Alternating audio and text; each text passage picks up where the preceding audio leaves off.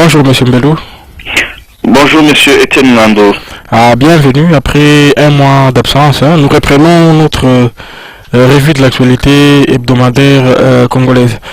Monsieur Mbelou, Joseph Kabila a ouvert ce samedi 7 septembre au Palais du Peuple de Kinshasa les travaux de ce qu'on appelle concertation nationale.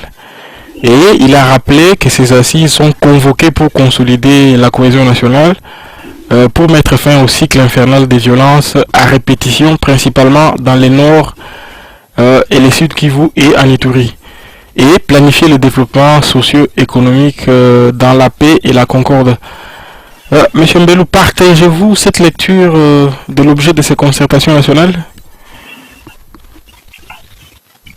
Sur ces concertations nationales, j'ai eu à publier 3 ou 4 textes. Il y a des questions que ces concertations dites nationales posent. L'une des questions épineuses, c'est que tout le monde n'a pas adhéré à ces concertations-là. Il y a une bonne partie de nos populations qui n'acceptent pas d'y aller et qui trouvent que le pays a beaucoup d'autres priorités maintenant que les concertations nationales. Une autre chose que je voudrais ajouter est la suivante. Quelle est la légitimité qui permet à M. Joseph Kabila de pouvoir convoquer les concertations nationales après les élections chaotiques de novembre-décembre 2011? Il y a dans la convocation de ces concertations dites nationales un essai de tricherie, de manipulation et une quête de légitimité qu'il n'a pas pu avoir aux élections de novembre et décembre 2011. Je pourrais même dire que la question de la quête de la légitimité est au cœur des préoccupations de M. Joseph Kabila depuis qu'il a usurpé le pouvoir après l'assassinat de M. Laurent Désiré Kabila. Donc, à mes yeux, ces concertations-là sont nulles et de nul effet. Cela d'autant plus que elles ont maintenant été précédées par une rencontre à Kampala, une rencontre qui a falsifié notre histoire et qui remet autour d'une même table le gouvernement fantoche de Kinshasa et un groupe de mercenaires au service du réseau ougando-rwando-congolais et du réseau transnational de prédation.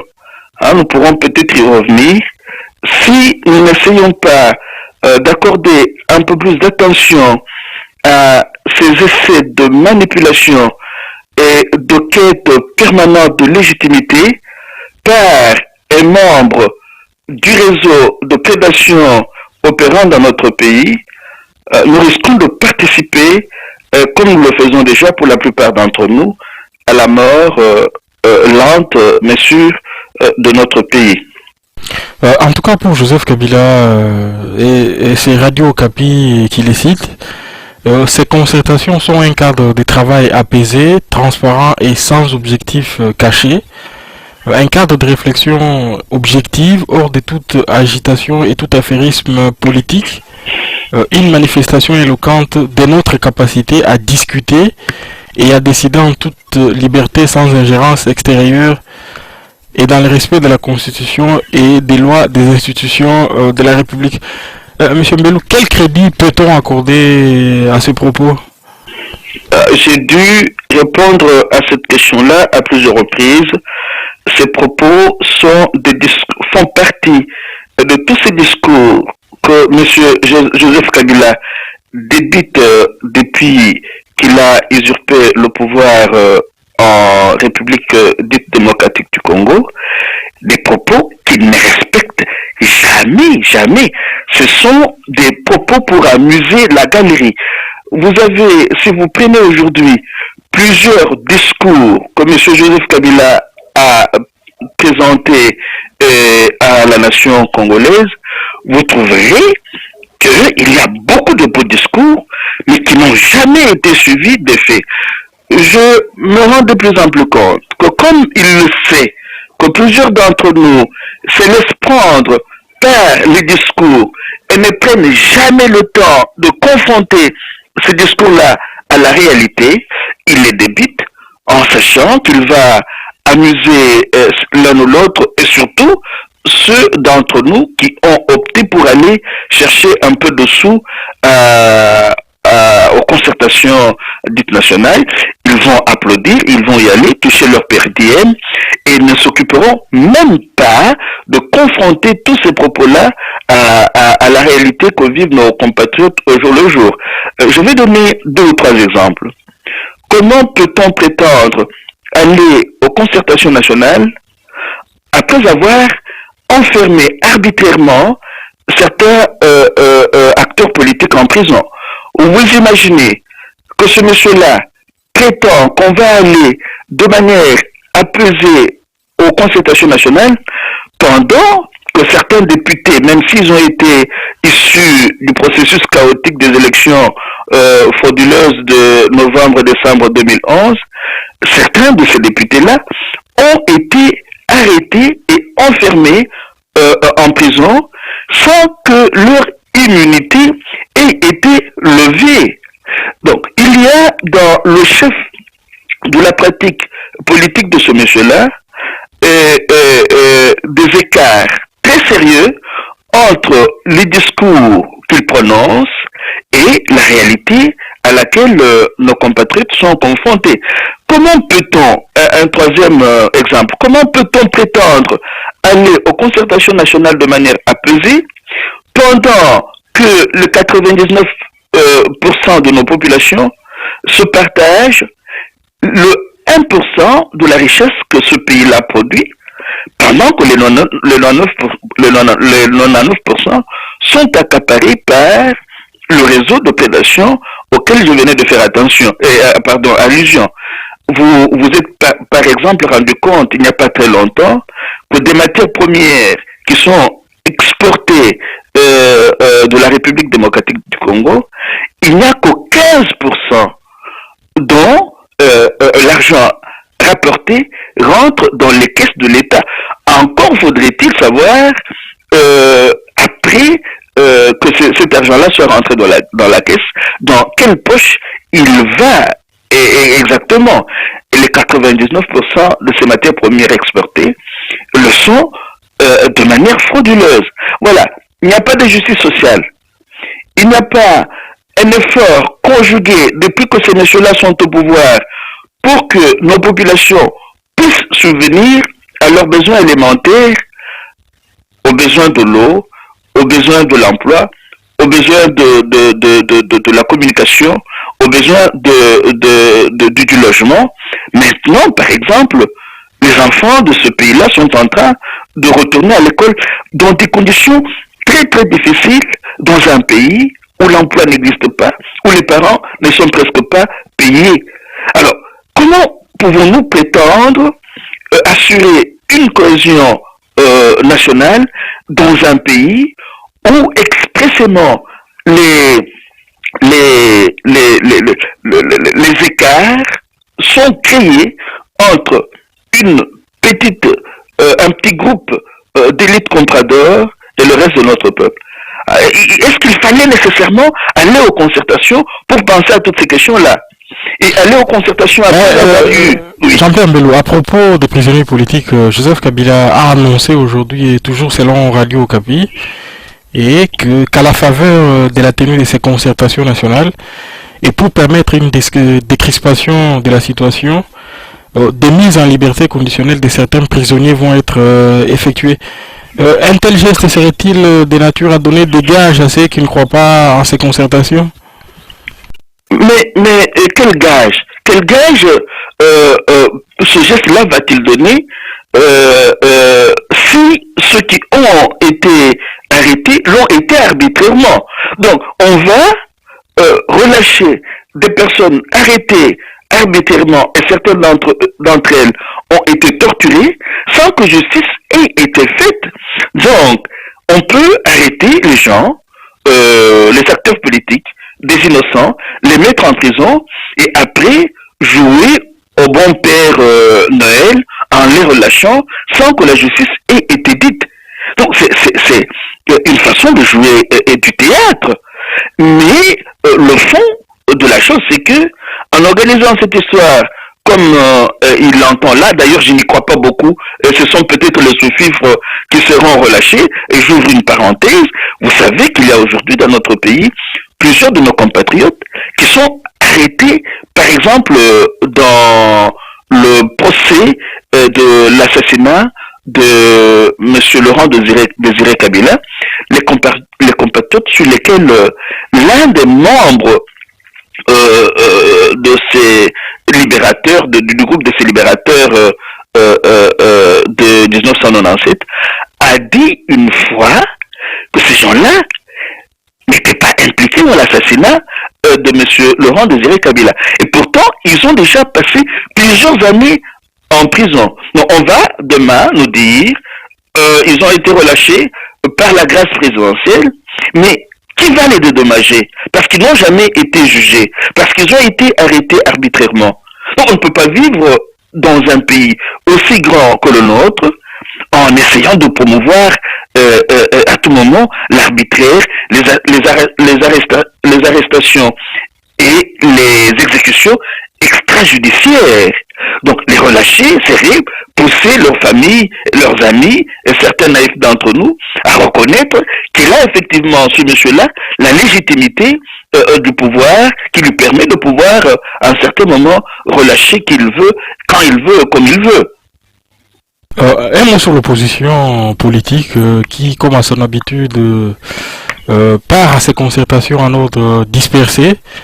Les MLC, par exemple, a accepté l'invitation et se félicite d'avoir pu ajouter à l'ordre du jour la réforme des secteurs de la sécurité et du renseignement. Et selon Thomas Louaka, ils ont ajouté également ceci: au moindre subterfuge, nous claquerons la porte. Hein, c'est la mise en garde que Thomas Louaka a faite. Et il dit les MLC ne se rendent pas aux concertations dans le but de rejoindre un éventuel gouvernement d'union nationale. Est-ce crédible de la part de ces partis politiques? Est-ce que on peut poser la question de la crédibilité ou celle du fonctionnement réel de l'opposition dans notre pays? Je ne doute pas un seul instant qu'il y ait des compatriotes qui essaient avec les moyens du bord de se battre pour que ce pays-là puisse revenir sur les rails. Et je parlerai beaucoup plus des compatriotes acquis au changement que de l'opposition. N'oubliez pas que cette fameuse opposition-là fait partie du système qui avilit nos populations. Ce sont pour la plupart les oiseaux du même plumage. Essayez de décortiquer la provenance de tous ces messieurs-là qui sont aujourd'hui dans ce qu'on appelle parti politique de la majorité ou de l'opposition. Plusieurs d'entre eux viennent des mouvements de rébellion qui ont été créés par Museveni et Kagame. Donc, ils se connaissent de l'intérieur et ils font partie de ces réseaux de prédation qui avaient été déjà dénoncés en 2001-2002 par le rapport des experts de l'ONU dénommé le rapport CASEM. Ils se font de temps en temps des passes pour pouvoir prendre nos populations en otage et confisquer le patrimoine commun à leur seul profit. Je n'accorde pas beaucoup de l'importance à ce que ces messieurs-là font et disent, mais par ailleurs, il y a une question qui me préoccupe. Avons-nous réellement des forces acquises au changement, capables de planifier les actions qu'ils peuvent poser sur le court, moyen et long terme, sans se situer dans cette position de pouvoir répondre, de pouvoir toujours réagir à ce que le gouvernement fantoche de Kinshasa est en train de faire? Est-ce qu'il n'y a pas moyen que les forces acquises au changement dans notre pays puissent avoir suffisamment de marge de liberté pour qu'elles deviennent proactives au lieu qu'elles soient tout le temps réactives? Elles pourraient combiner des actions réactives, mais aussi user de beaucoup d'imagination pour être proactive. On a toujours l'impression que ces forces dites de changement attendent que le gouvernement fantoche agisse pour qu'elles réagissent. Non, il y a moyen que vu le fait que tous les secrets ou presque de la guerre de prédation et d'usure à laquelle ce gouvernement fantoche de Kinshasa participe, comme nous sommes pour la plupart au courant de tous les secrets, ou presque, de cette guerre-là, les forces acquises au changement et les autres fronts de la résistance ou du refus devaient travailler à la planification des actions sur le court, moyen et long terme, en évitant de rester tout le temps dans la réaction. Toujours à propos du MLC, il semblerait que c'est Jean-Pierre Bemba lui-même qui aurait opté pour la participation aux concertations nationales de son parti, et il aurait appelé ses délégués à dire toutes les vérités. De quelle vérité pourrait-il s'agir à votre avis, et est-ce que cette démarche vous paraît-elle cohérente de la part de Jean-Pierre Bemba? Bon, si c'est un appel qu'il lance en tant que responsable du parti politique MLC, c'est tant mieux. Mais regardez, n'oublions pas notre histoire. Il avait été prévu, après l'un des accords signés entre tous ces belligérants-là, que pour que notre pays puisse retrouver le chemin de la liberté, de la prospérité et de la démocratie, que l'autorité de l'État puisse s'étendre sur toute l'étendue du territoire, il fallait qu'on puisse constituer, entre autres, la commission Vérité et Réconciliation. Cette commission-là n'a jamais vu le jour. Mais pourquoi? Parce que le jour où cette commission-là pourra être mise sur pied, les vérités qui sortiront ne pourront pas permettre à ceux qui font partie du réseau de prédation dans notre pays de pouvoir respirer un seul instant. Il y a une peur bleue qui s'empare, qui s'est emparée de ces messieurs-là. Alors ils évitent toute possibilité de mise sur pied d'une commission vérité et réconciliation. Moi j'ai toujours ajouté justice, vérité et réconciliation.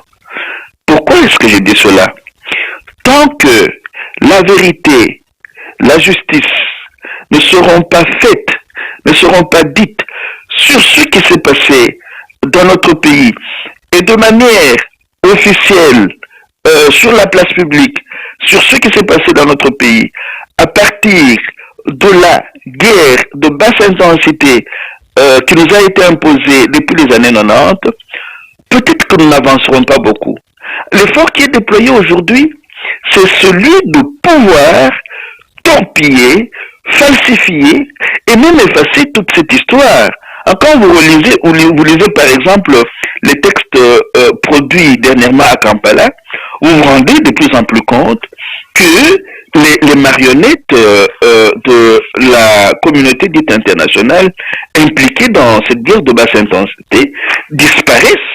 Ils ne laissent plus apparaître que leurs mercenaires du M23. On vous dit rapidement, le gouvernement de Kinshasa doit revenir à la table avec le M23 et on efface de nos mémoires, de la mémoire collective, le fait que le M23 est venu après le RCD, est venu après l'AFDL, est venu après le PPRD, et que tous ces mouvements qui ont été initiés par le réseau ougando-rwando-congolais de prédation sont impliqués dans les crimes contre l'humanité, dans les crimes de guerre, et que la vérité devra être faite sur tous ces crimes-là. Non, on fait comme si ces crimes n'ont jamais existé. Aujourd'hui, on commence à parler de concertation, de la vérité. Mais de quelle vérité s'agit-il? Parce que il y a des crimes qui ont été commis, il y a des rapports qui existent, et ces rapports-là n'ont jamais été revisités de façon à faire de la lumière, à faire la justice, à faire la vérité sur notre marche depuis les années 90 jusqu'à ce jour. Toujours sur les concertations nationales, un autre opposant à la personne de Vital Kamerhe refuse lui de participer à ce qu'il appelle une vaste blague qui ne vise qu'à prolonger les mandats de Joseph Kabila. Qu'est-ce que vous en pensez?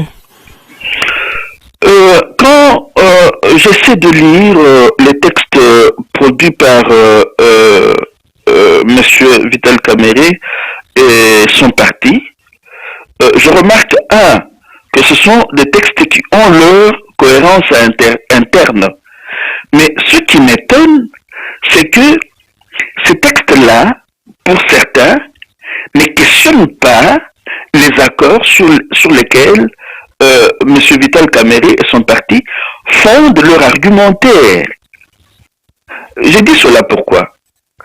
Quand vous l'écoutez, comme c'est quelqu'un qui a participé à la conclusion de plusieurs accords dans notre pays, vous vous rendez compte qu'à un certain moment, il ne pose pas des questions de fond. Je vais en énumérer deux. Qui fabrique ces accords que les acteurs congolais ou ceux qui leur sont assimilés signent? Qui les fabrique? Pourquoi est-ce que certains acteurs de la communauté dite internationale sont-ils exclus de la fabrication de ces rapports-là? Je prends par exemple l'apport de Lusaka ou de Sun City et je renvoie certains d'entre nous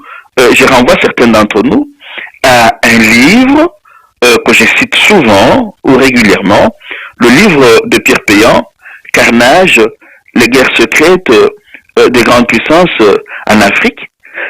Qu'on aille lire ce livre-là, on verra par exemple comment cet accord a été confectionné. On confectionne les accords ailleurs et après on demande aux acteurs politiques congolais ou ceux qui en font office de pouvoir les signer et de les appliquer. Quel est l'esprit qui préside à la confection et à la fabrication de ces accords-là? Ce sont des questions que je ne retrouve presque pas dans les discours dans les textes de M. Vital Kamerhe et de certains des membres de son parti politique. Mais cela n'enlève pas le fait qu'il y a une certaine cohérence dans les discours et dans les textes qu'il écrit. Mon souhait aurait été qu'il aille en profondeur dans la recherche de ce qu'il fait de temps en temps comme renvoi pour la stabilisation de la situation de notre pays. Maintenant, par exemple, on parle de l'accord d'Addis Abeba. Mais qui a écrit cet accord? Qui l'a écrit? Est-ce qu'il suffit de parapher au bout d'un accord pour pouvoir se l'approprier, ou il est aussi important d'étudier l'esprit qui a présidé à l'écriture de cet accord? Aujourd'hui, nous voyons ce qui est en train de se passer en Syrie. On dit qu'il y a eu usage d'armes chimiques. On doit punir la Syrie. Et d'une part, et d'autre part, ceux qui ont tué chez nous plus de 6 millions de Congolais et de Congolaises, eux ne sont ni inquiétés ni bombardés. Mais alors on continue à croire que c'est avec ces gens-là qu'on doit pouvoir tabler sur les accords et trouver des mécanismes de sortie de ce qu'on appelle crise. J'ai dit non. Et bon, il est fort en cela, il renvoie souvent à ces accords-là, mais j'aimerais qu'à un certain moment, il se rende lui aussi compte que ce sont les mêmes qui soutiennent les agresseurs du Congo, qui de temps en temps écrivent ces rapports-là et les imposent aux Congolais pour qu'ils puissent les signer ou les imposent à leurs pions pour qu'ils forcent certains Congolais à signer ces accords-là et à s'en servir comme texte de base pour la sortie du Congo de la crise. Un mot sur la diaspora congolaise. Joseph Kabila a précisé que les débats se dérouleront en toute liberté et sans contrainte, mais dans le respect de l'ordre public, des bonnes mœurs, mais que les délégués n'ont pas à se substituer aux souverains primaires pour remettre en cause les décisions qui relèvent du pouvoir exclusif de ces derniers, invitant ceux qui hésitent encore à venir participer à ce forum et à apporter leur contribution. Jean-Pierre Mbelou, avez-vous été contacté personnellement pour pour participer à ces concertations nationales? Non, non, même si j'avais été consulté personnellement, je n'y participerai pas pour toutes ces raisons que je viens d'évoquer. Peut-être que je suis radical, je l'assume. Je ne peux pas m'insérer dans des concertations qui travaillent plus ou moins à la falsification de notre histoire avec des acteurs. Monsieur Timnando, j'aimerais quand même attirer votre attention sur un fait qui me semble grave. Nous travaillons dans notre pays comme si la guerre qui sévit chez nous était une guerre traditionnelle classique, c'est-à-dire le Rwanda et l'Ouganda nous attaquent et nous ripostons. Non, ce n'est pas ça. C'est une guerre menée en réseau. Et c'est cela qui fait toute sa différence.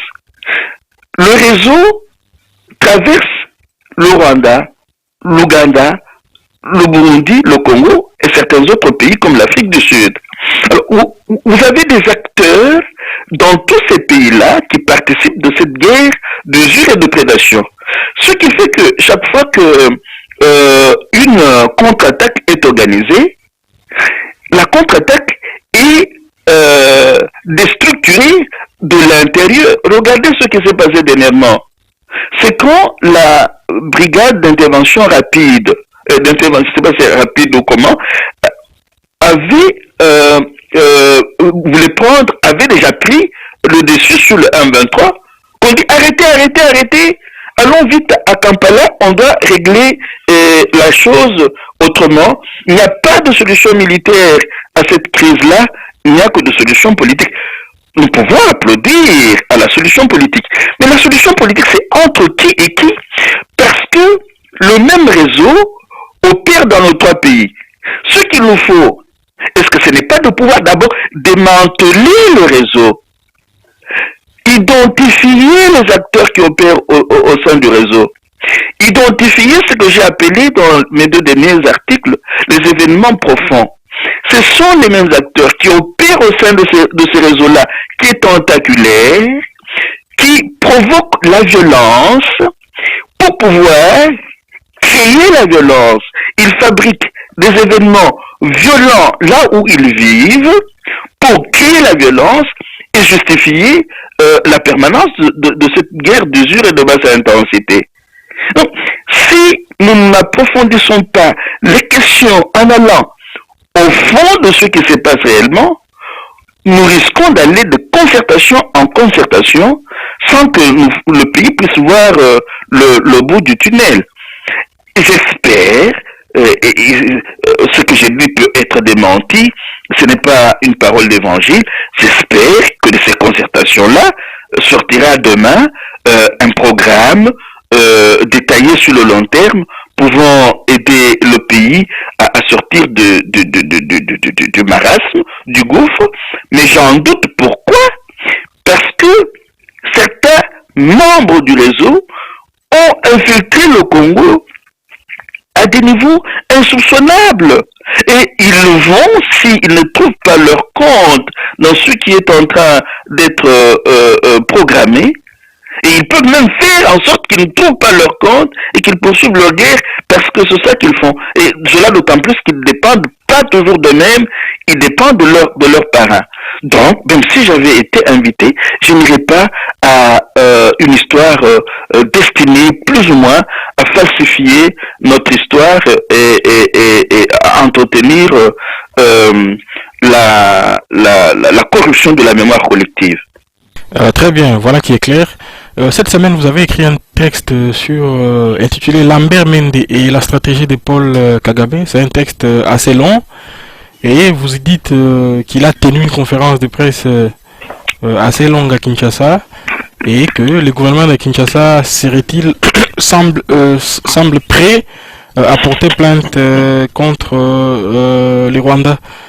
Pouvez-vous nous en dire un peu davantage sur ces longs textes que vous avez écrits? Oui, il est effectivement long. Je l'ai même écrit en deux articles. J'explique un peu pourquoi il est long. Il est long parce que je relis. J'avais lu à un certain moment Bernard Lugan, comme il avait participé comme témoin, comme expert au tribunal pénal international pour le Rwanda. Je suis tombé sur son livre, je me suis dit, c'est sûr que Bernard Lugan doit pouvoir dire des choses intéressantes sur ce qui se passe dans notre sous-région de l'Afrique centrale. Alors là, j'ai redécouvert ce que j'avais déjà dit dans notre livre La République du Congo face au complot de la balkanisation de l'implosion. Je l'ai redécouvert, mais mieux fait, sur la stratégie à laquelle Paul Kagame recourt. Et, coïncidence heureuse, je venais de terminer une bonne partie d'un livre d'un Canadien naturalisé américain, Peter Dalscott. Et en lisant de manière comparée ces deux livres, je me rendais compte que Paul Kagame partageait certaines stratégies avec ses parents. Souvent, nous disons qu'il a été étudié comme militaire aux États-Unis, mais nous oublions qu'il a même copié certaines stratégies qu'utilisent ses parents américains, comme la stratégie de la fabrication des événements profonds. Les événements profonds que je considère tout simplement comme étant des prétextes fabriqués de toutes pièces par les membres d'un réseau donné pour justifier la création de la riposte violente, 2, l'entretien d'une guerre permanente, 3, la prédation. Alors, c'est cela qui a fait que j'écrive un long article parce que je voudrais, dans les jours et les mois à venir, en faire un livre. C'est ce que j'ai produit, ces deux textes-là, sur la stratégie de Paul Kagame, qui consiste aussi en ceci: créer des événements profonds, pendant le temps de paix, prendre un certain nombre des membres appartenant au réseau de prédation pour les verser dans le camp que l'on est supposé combattre. C'est ainsi qu'il a procédé avec l'AFDEL, avec le RCD, avec le CDNP, avec le M23 et certains autres partis politiques composés de mercenaires qui obéissent à M. Kagame. Donc voilà pourquoi c'est... Alors, dans l'une de ses interventions, M. Lambert Mende disait que les éléments en leur possession pouvaient pousser le gouvernement de Kinshasa à traduire le Rwanda en justice si il n'y avait pas une gestion convenable de ce qui s'est passé entre le Rwanda et le Congo. Alors moi je posais cette question. Pourquoi M. Lambert Mende fait-il comme si il n'y avait pas déjà une plainte déposée à la Cour internationale de justice et qui a été déposée à la Cour internationale de justice en 1999 et qui a été retirée sous l'instigation de l'autorité morale du gouvernement auquel M. Lambert Mende participe. Ça, c'était C'était la première question que je posais. La deuxième, j'ai découvert, en lisant certains textes, en les partageant avec les compatriotes, qu'il y a un pays auquel nous ne faisons pas souvent allusion, mais qui participe aussi de cette guerre-là. Quand je dis un pays, je pense que je vais trop loin, mais il y a des réseaux allemands qui participent à l'Holocauste dans notre pays. Alors moi je me suis dit, mais après l'Holocauste des Juifs, ce pays-là, qui juge les complices nazis d'Hitler jusqu'à ce jour, ce pays-là avait dit plus jamais.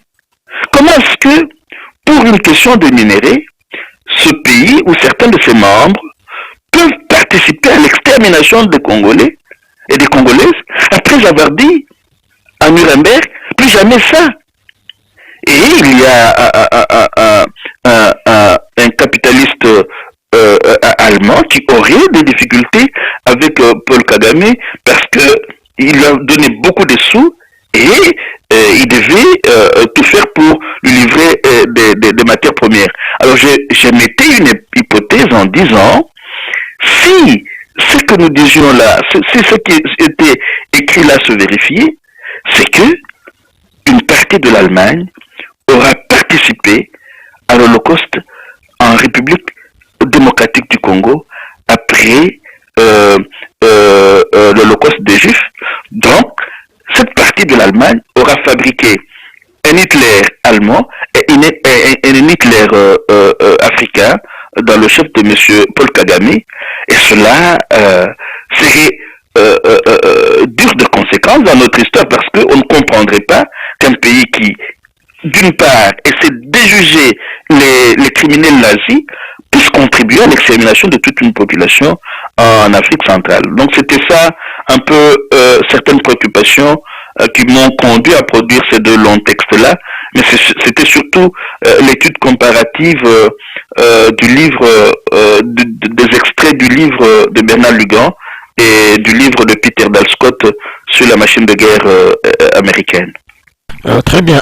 À propos du dernier sommet de Kampala, une controverse est née de la vraie fausse rencontre entre Joseph Kabila et Paul Kagame. Le porte-parole du ministère ougandais des Affaires étrangères, cité par l'AFP, a indiqué que l'apartheid entre les deux chefs d'État avait retardé les débuts de ces assises de Kampala, ce que la presse présidentielle de Kinshasa a nié vigoureusement. Monsieur Mbelou, quel intérêt aurait Kabila à ne pas communiquer sur cette vraie fausse rencontre? J'ai l'impression que à un certain moment, nous nous focalisons trop sur la personnalité de M. Joseph Kabila en oubliant d'étudier le fonctionnement du réseau. Cela me semble beaucoup plus important que notre focalisation sur la personne de M. Joseph Kabila. Ce réseau-là, qui est tentaculaire, qui traverse nos pays, qui est africain, qui est transnational, doit pouvoir fonctionner. Et son efficacité est liée à des rencontres, à des échanges entre ses membres. Alors, nous focaliser sur ce qu'il y a eu à Kampala, c'est faire comme si les membres de ce réseau ne devaient pas communiquer entre eux. Non, ils communiquent. Il n'y a pas qu'à Kampala qu'ils communiquent. Ils sont en contact permanent parce qu'ils doivent faire fonctionner le réseau. Donc, c'est peut-être parce que nous ne sommes pas habitués au fonctionnement des réseaux, à leur interconnexion, à leur connexion, à leur interconnexion, que nous pensons à la guerre classique entre le Congo et le Rwanda, et qu'on nous fait croire que nos militaires qui vont mourir au fond ils ne meurent pas pour le Congo, ils meurent pour la protection des industries qui exploitent les matières premières congolaises à moindre frais. Ils sont instrumentalisés par le réseau pour faire croire qu'ils meurent pour le Congo ou pour le Rwanda ou pour l'Ouganda. Mais c'est un faux semblant. Donc, ne nous laissons pas distraire en disant, ah voilà, cette fois-ci ils ont parlé à Kampala. Non, mais ils parlent toujours. Prenez le livre, j'évoque encore le livre de choses de Pierre Payan, quand Denis Sassou Nguesso fait la confidence à Pierre Péan, il lui dit, pendant le jour, Kabila fait semblant de ne pas côtoyer, je paraphrase, de ne pas côtoyer Kagame, mais la nuit, il le voit. Or, en Afrique, c'est la nuit que les bonnes choses, les grandes questions se traitent. Donc cela est connu. Est-ce qu'il faut y revenir, en faire tout un problème? Non. Le réseau ne peut pas fonctionner si ses membres ne se concertent pas, ne changent pas en permanence.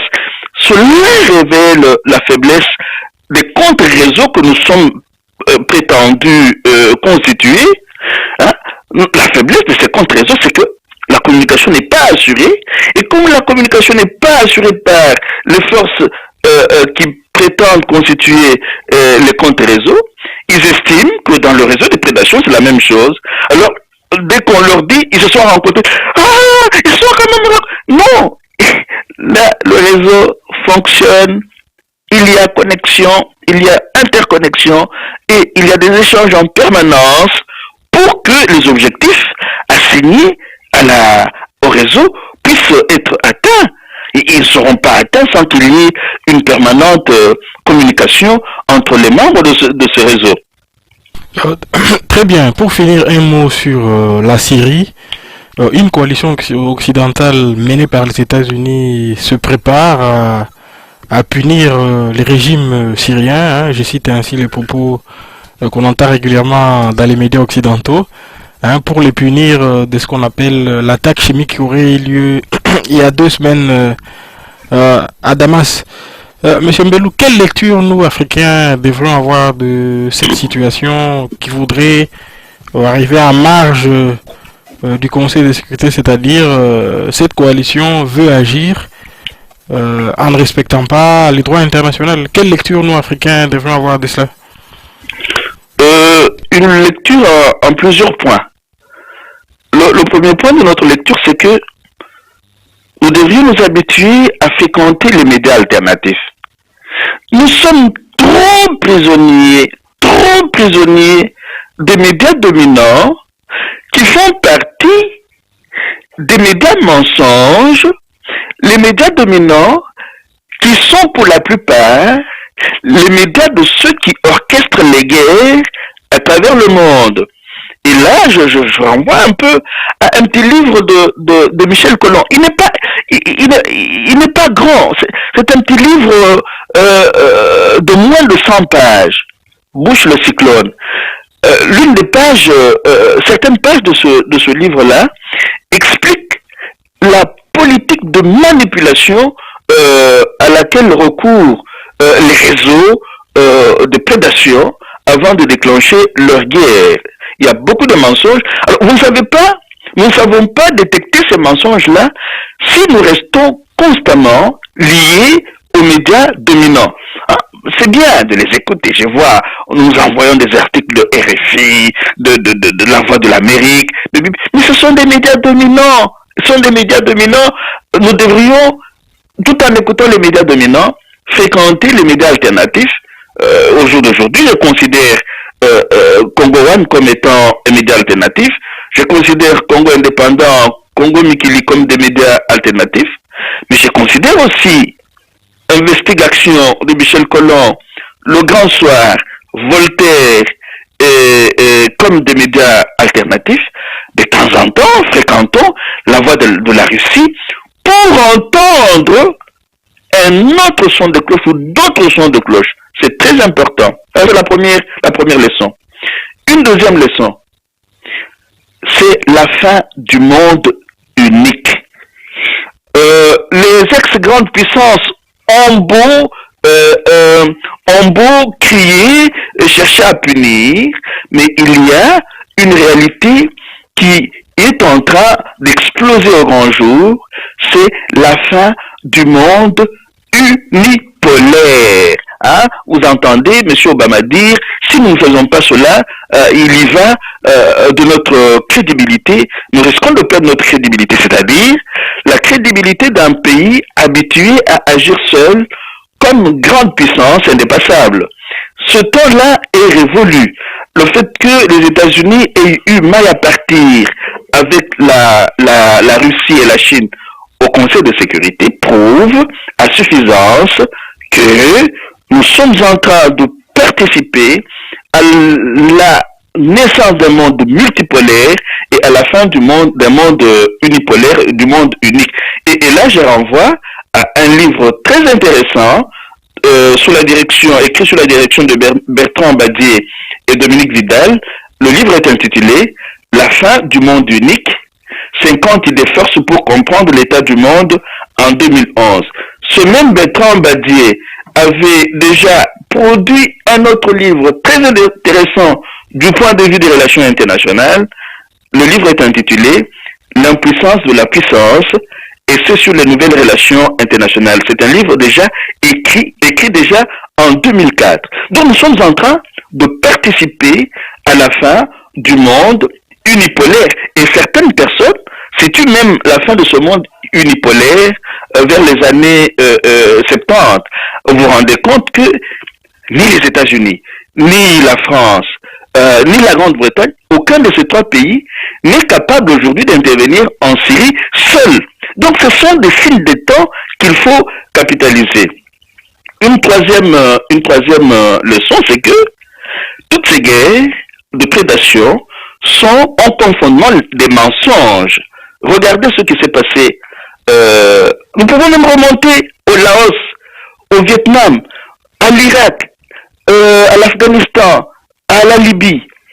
On a fait des guerres en les fondant sur des mensonges. C'est que ceux qui fabriquent ces guerres-là, pour la plupart, ce sont des capitalistes sans scrupules et ils ont perdu toute base, tout fondement éthique. La quatrième leçon que je pourrais tirer de ce à quoi nous sommes en train d'assister aujourd'hui, c'est que nous, Congolais, nous devrions apprendre à rompre avec des stratégies qui nous enferment dans le monde d'avant, ce monde multipolaire. Nous travaillons trop avec les grandes puissances sur le déclin en oubliant que ces grandes puissances ne peuvent plus rien seules et que nous devrions apprendre à avoir des orientations stratégiques qui nous poussent à aller vers ces autres puissances qui aujourd'hui évoquent le respect du droit international. Ça, c'est très important. Bon, je suis parmi les grands critiques de l'ONU et du Conseil de sécurité, mais quand vous avez aujourd'hui au Conseil de sécurité ces exigences du respect du droit international qui est posé par certains acteurs de poids, on voit quand même qu'il y a un équilibre qui est en train de se créer, même si le Conseil de sécurité est instrumentalisé par les 5 vainqueurs de la Deuxième Guerre mondiale. Une dernière question, une dernière leçon, c'est que il y a eu un appel que le responsable de l'Église catholique a lancé à tous les chrétiens, aux hommes et aux femmes de bonne volonté, aux membres d'autres églises pour qu'on puisse prier pour la paix. Donc, notre monde, malgré sa violence, est en train de changer profondément. Nous sommes en train de tendre vers un monde où la paix on risque de l'emporter sur la guerre. Les opinions publiques des pays occidentaux ont prouvé que de plus en plus, elles sont contre la guerre et que nous devrions emboîter le pas à ces opinions publiques qui s'expriment aujourd'hui sans aucune crainte. Voilà. Très bien. Merci beaucoup, M. Mbelou, et à la semaine prochaine. Merci bien, M. Tienandou, et à la semaine prochaine.